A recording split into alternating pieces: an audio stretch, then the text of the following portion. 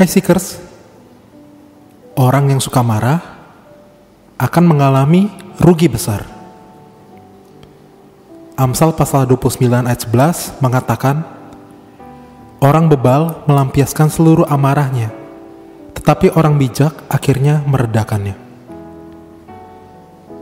Tommy Bolt, seorang pegolf, sedang mengikuti turnamen golf profesional di tahun 1950-an.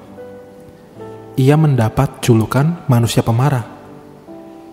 Julukan itu diperolehnya ketika ia melempar dan mematahkan stik golf. Hari itu, Tommy mendapatkan seorang caddy yang terkenal suka bicara. Ketika Tommy memperkenalkan dirinya, ia langsung memberitahu caddy itu untuk tidak bicara apapun selama pertandingan berlangsung dan hanya boleh berkata, "Ya Pak," atau "Tidak Pak." Di akhir pertandingan, Tommy hampir menang.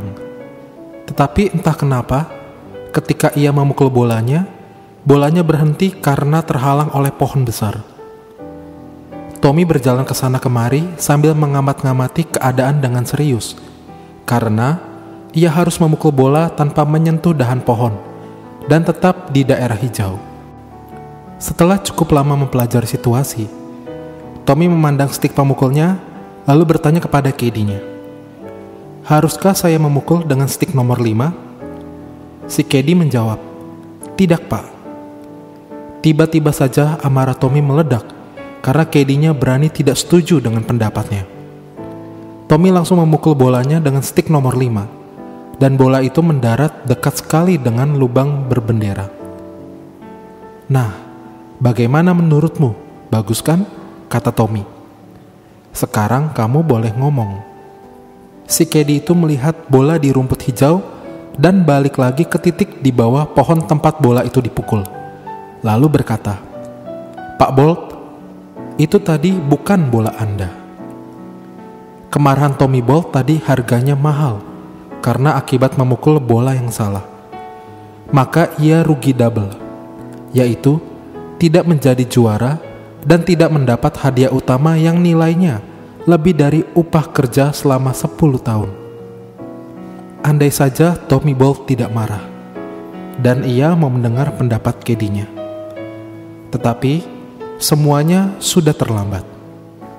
Semua orang tahu, tidak ada kesuksesan yang didapat tanpa usaha, kerja keras, dan disiplin diri yang tinggi.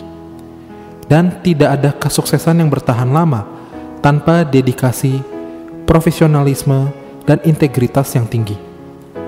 Tetapi percayalah, penentu akhir dari semua kesuksesan adalah kemampuan untuk mengendalikan diri. Tanpa pengendalian diri yang kuat, tidak akan ada keputusan akhir yang bijaksana, taktis, dan sukses. Demikian juga dalam hal rohani. Jangan cepat marah atau tersinggung. Ayat di atas bilang, orang bebal melampiaskan seluruh amarahnya. Memang mengendalikan diri bukan cuma mengendalikan amarah. Mengendalikan diri itu juga termasuk mengendalikan hawa nafsu, mengendalikan rasa iri, mengendalikan kemalasan, mengendalikan rasio, lalu tidak memikirkan keuntungan diri sendiri. Tidak membeli sesuatu karena ingin saja, tidak takut salah dan kalah, tidak menunda urusan, tepat waktu, tidak mudi, dan lain-lain. Tetapi mengendalikan amarah adalah salah satu bagian yang sangat penting. Menjadi orang yang tidak cepat marah dan tidak cepat tersinggung itu perlu latihan. Bagaimana cara latihannya? Seekers, aku sering melihat kakakku berlatih. Begitu ada orang yang membuatnya marah, kakakku segera pergi sambil terus memanggil nama Tuhan Yesus, entah di dalam hati, entah berbisik.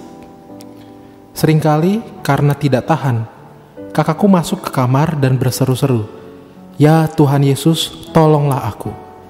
Kadang-kadang sambil menangis. Kalau sampai kakakku lengah sehingga amarahnya meledak, maka kakakku akan ke kamarnya untuk mengaku dosa. Ia tidak pernah memaafkan amarahnya itu, walaupun ia benar. Seekers, Aku rasa aku mau melatih diriku seperti kakakku. Bagaimana dengan kamu? Yuk kita berdoa. Tuhan Yesus, orang yang melampiaskan amarahnya selalu rugi. Jagalah aku Tuhan, agar aku mau terus berlatih mengendalikan amarahku dengan pertolongan-Mu. Amin.